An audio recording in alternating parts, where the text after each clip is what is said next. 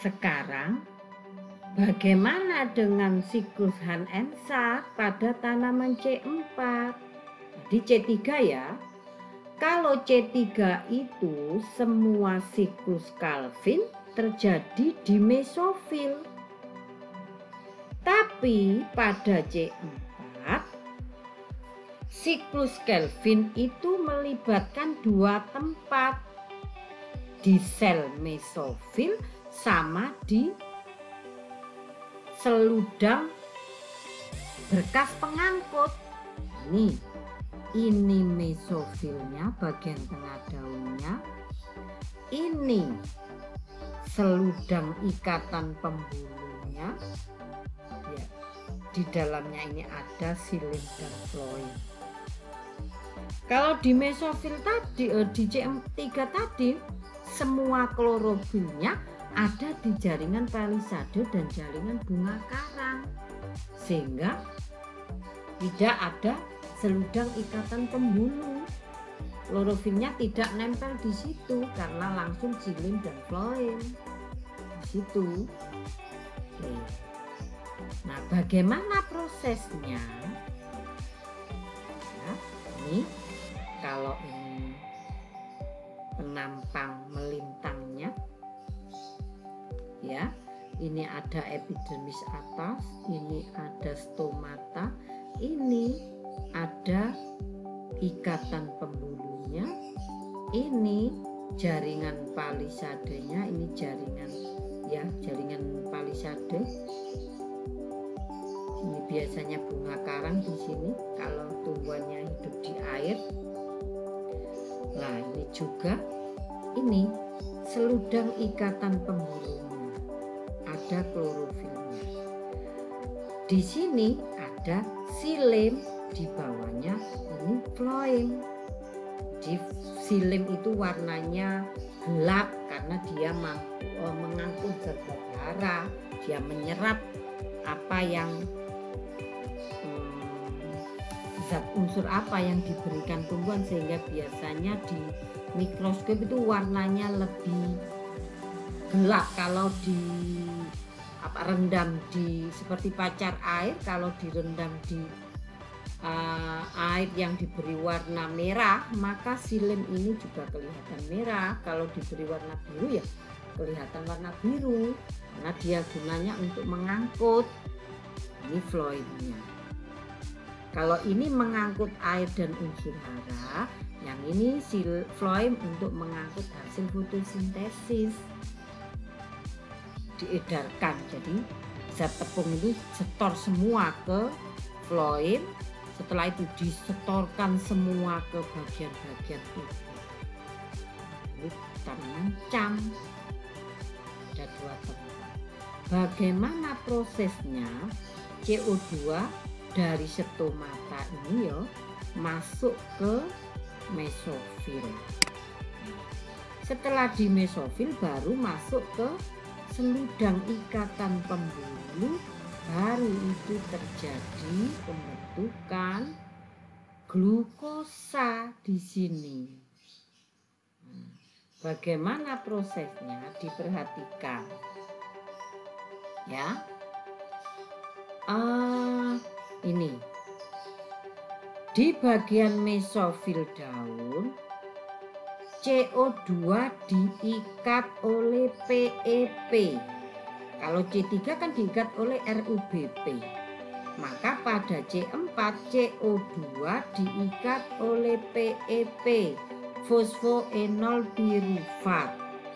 Setelah itu akan berubah menjadi oksaloasetat yang memiliki 4C.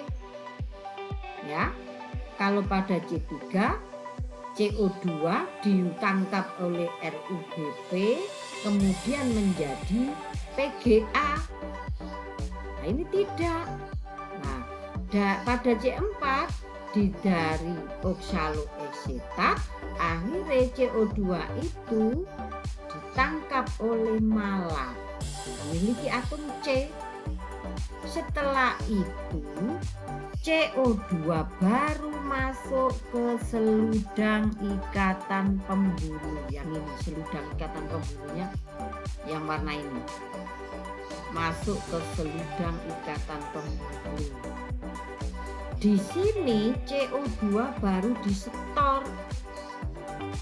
Nah, baru disetor terjadilah siklus Calvin. Ini terjadi siklus Calvin, CO2 ditangkap oleh RUBP yang siklusnya seperti ini tadi. Nah, ini ditangkap oleh RUBP persis semuanya seperti ini. Terjadinya di seludang ikatan pembuluh, baru setelah itu gulanya diserahkan ke floem untuk diedarkan ke seluruh tubuh. Paham? Ini prosesnya sama seperti itu tadi. Lalu bagaimana yang CAM? Sama persis. Ya, sama persis seperti C4, terjadi di mesofil sama seludang ikatan pembuluh. Bahan yang digunakan juga sama, CO2 ditangkap oleh PET, kemudian ditangkap oleh oksaloasetat, kemudian ditangkap oleh malat. Di malat ini CO2 diserahkan kepada seludang ikatan pembuluh, ditangkap oleh RUBP untuk masuk ke jalur Calvin. Akhir jalur siklus Calvin membentuk gula. Gulanya diserahkan ke pembuluh jaringan floem yang diedarkan ke seluruh tubuh. Perbedaannya pada siklus CAM, karena hawanya panas ya, ini biasanya kaktus itu kan di daerah gurun, vanili dan lain-lain ya, maka fiksasi CO2-nya itu terjadi pada malam hari, karena siang harinya stomata menutup supaya tidak kehabisan air karena lingkungannya panas. Sedangkan siklus Calvinnya terjadi pada siang hari, stomatanya ini sudah menutup. Itu perbedaannya. Perbedaannya pada C3, senyawa yang mampu mengikat CO2 adalah RUBP yang memiliki 5 karbon, 1, 2, 3, 4, 5. Tapi kalau C4 dan CAM yang mengikat CO2 adalah senyawa dengan rantai karbon 3 PEP ya, sehingga dihasilkan oksaloasetat yang memiliki 4 karbon. Itu saja penekanannya. Kemudian sekarang kesimpulannya dari reaksi gelap, terjadi di stroma, butuh energi ATP dan NADPH2 yang dihasilkan dari reaksi terang. Terjadi fiksasi CO2, terjadi reduksi, ini ya, 3 tahapan, fiksasi, reduksi, sama regenerasi. Dihasilkan glukosa yang sangat dibutuhkan sebagai zat makanan, diproses secara katabolisme, diuraikan, dihasilkan energi akhirnya.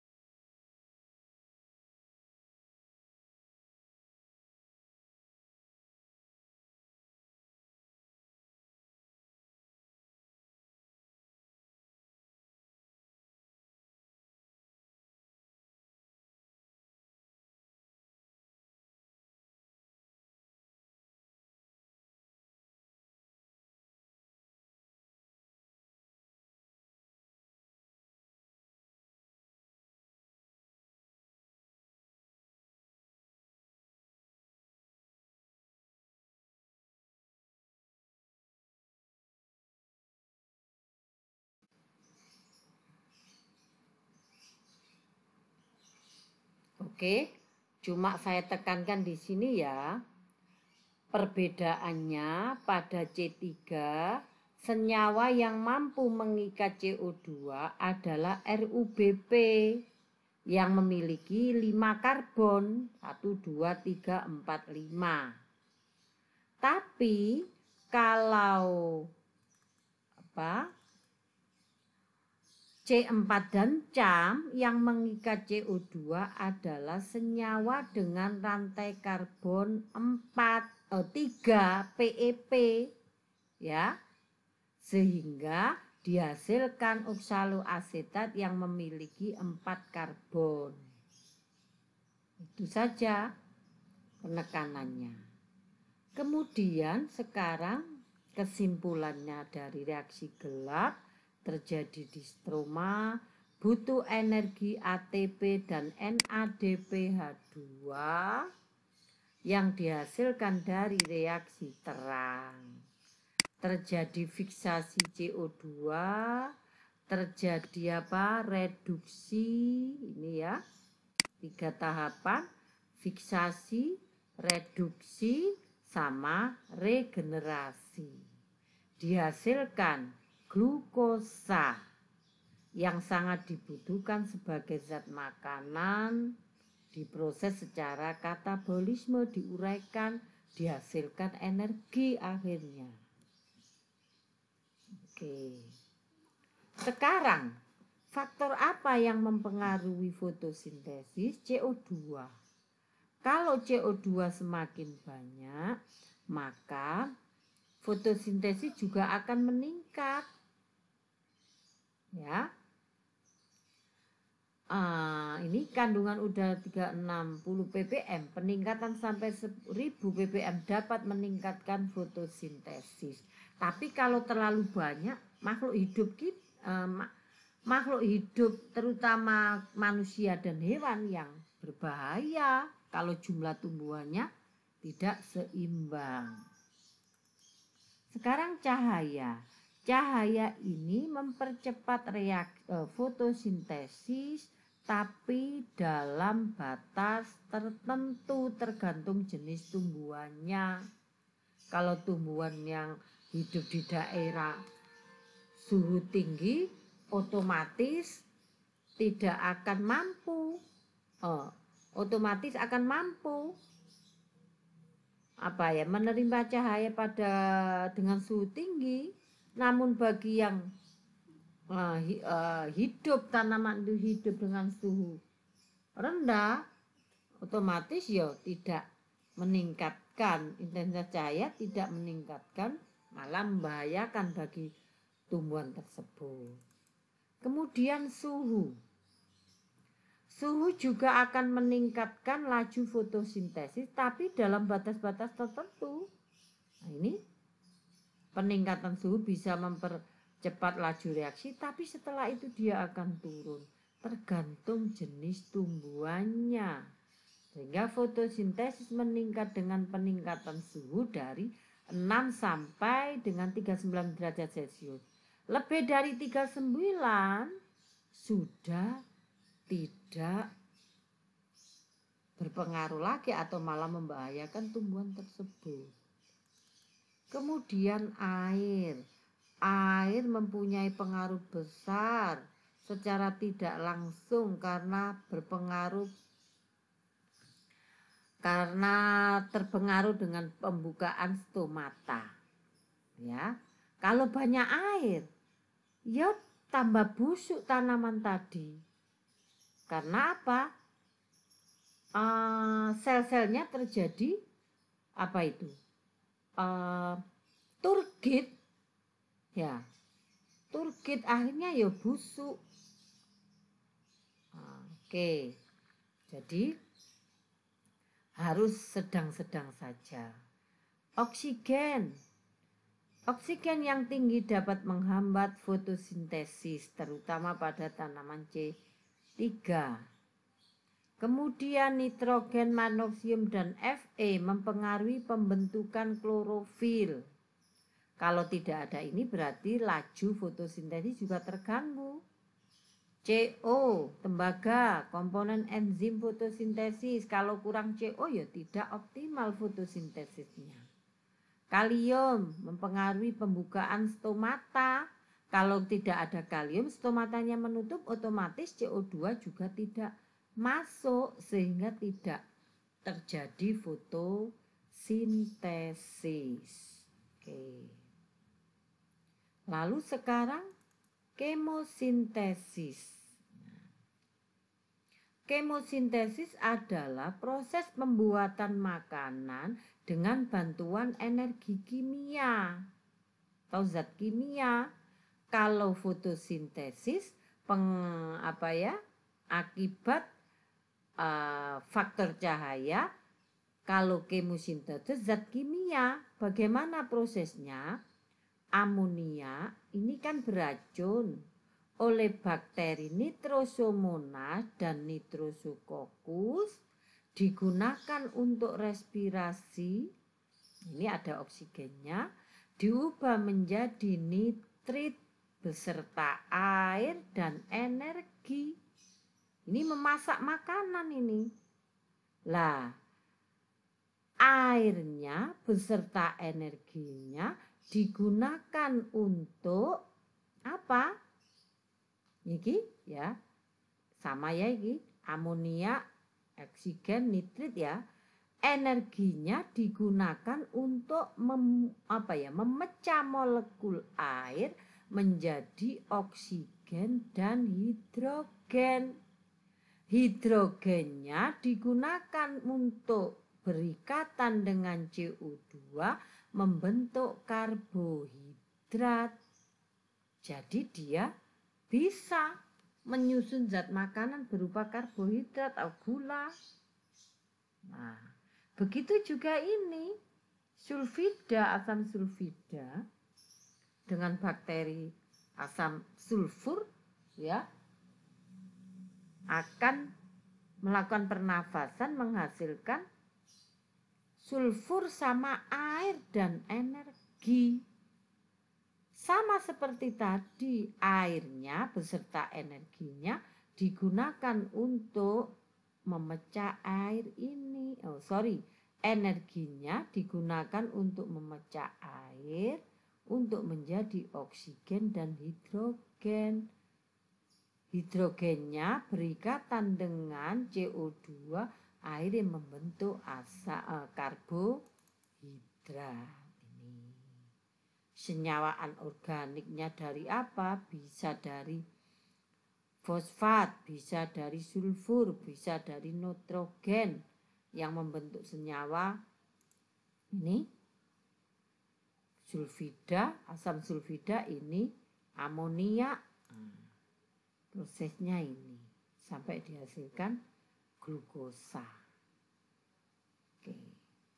Dari situ terjadi perbandingan fotosintesis dan kemosintesis. Kalau fotosintesis sumber energinya cahaya, kalau kemo zat kimia.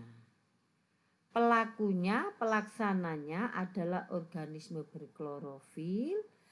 Yang kemosintesis organisme tidak berklorofil tapi organisme kemosintetik. Ada pigmen lain semacam selain klorofil. Bahan dasarnya untuk fotosintesis CO2 dan air. Tapi kalau kemosintesis ada nitrat, ada sulfat, ada fosfat. Ngambil dari senyawa-senyawa ini untuk dijadikan zat makanan. Kemudian hasilnya berupa karbohidrat, ini juga karbohidrat dan senyawa lain. Tempat berlangsungnya di kloroplas, kalau ini di pigmen semacam klorofil. Apa itu? Bakteri purpurit. Jadi membran ini biasanya bakteri ya, membran fotosintesis.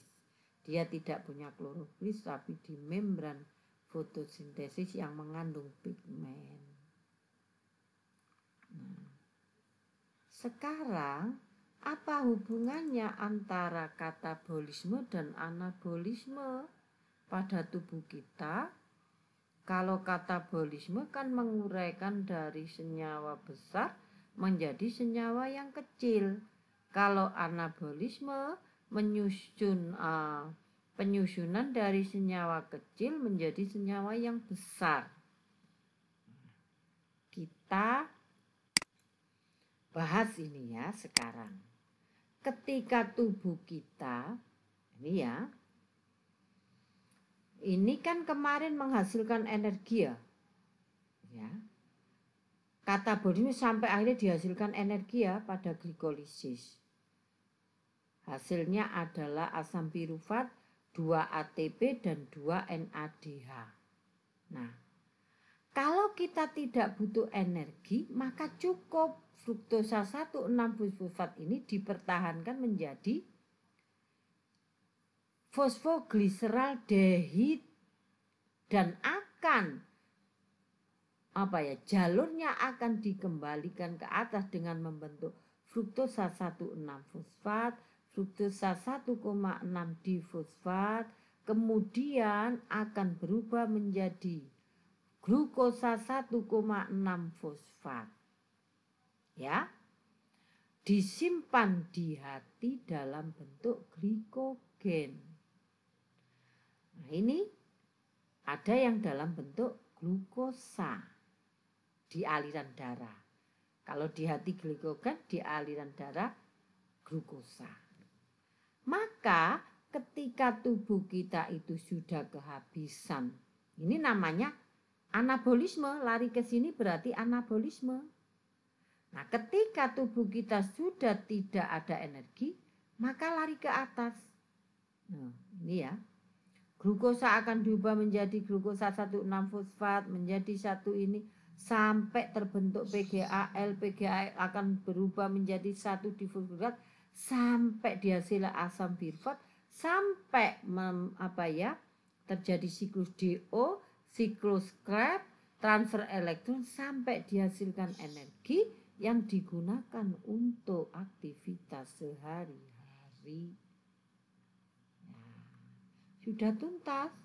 Demikian penjelasan dari Bu Hovifa, diperhatikan secara detail, menjelaskan pendalaman materi ini sambil didengarkan dulu, kemudian kalian nanti membaca buku. Insya Allah Bu Hovifa yakin kamu akan bisa semua.